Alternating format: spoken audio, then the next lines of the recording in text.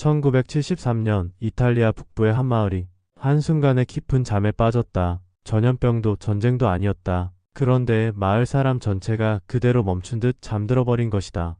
20년이 흐른 뒤 그들은 다시 눈을 떴다. 그리고 믿기 힘든 광경을 마주했다. 그날은 참 평범한 하루였습니다. 아침엔 포도밭 일을 하고 오후엔 마을 광장에서 친구들과 커피를 마셨죠.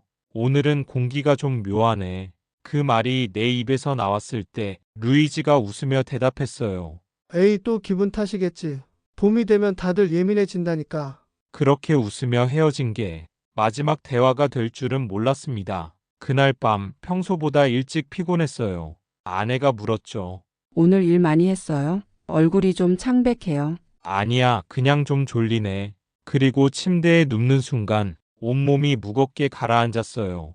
눈꺼풀이 스르르 내려오더니 그 다음 기억은 없습니다. 이튿날 아침 콜마르 마을은 완전히 조용했다. 우유 배달부가 마을에 들어왔을 때 그는 섬뜩한 광경을 목격했다. 문은 열려 있었고 사람들은 모두 그 자리에서 멈춰 있었다. 밥을 먹다 고개를 떨군 사람, 뜨개질하다 멈춘 노인, 교실 칠판 앞에서 분필을 든 채 움직이지 않는 선생님. 그러나 더 놀라운 건 모두 살아 있었다는 것. 맥박도 체온도 호흡도 정상. 단지 깨어나지 못할 뿐이었다. 긴급 투입된 의사와 과학자들은 처음엔 집단 중독이나 수면병을 의심했다. 하지만 단서는 예상치 못한 곳에서 발견됐다. 마을 지하 오래된 탄광에서 이상한 가스가 흘러나오고 있었던 것이다.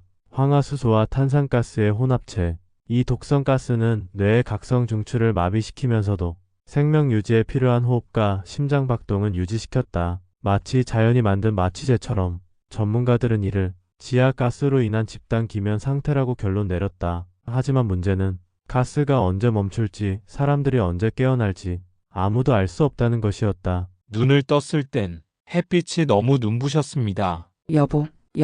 아내의 목소리가 들렸어요. 눈을 돌리니 그녀도 나를 바라보고 있었습니다. 당신 살아있잖아. 우린 서로를 끌어안았습니다. 하지만 곧 이상한 걸 느꼈죠. 밖으로 나가니 마을이 낯설었어요. 길은 넓어지고 자동차는 전혀 다른 모습이었죠. 거리엔 우리가 모르는 사람들이 걷고 있었고 간판도 상점도 모든 게 달랐어요. 그들이 마지막으로 잠든 날은 1973년. 하지만 그들이 눈을 떴을 때는 1993년이었다. 세상은 완전히 바뀌어 있었다. 텔레비전은 컬러로, 돈은 유로화로, 냉전은 끝났고 마을은 관광지로 변해 있었다. 20년이라는 시간.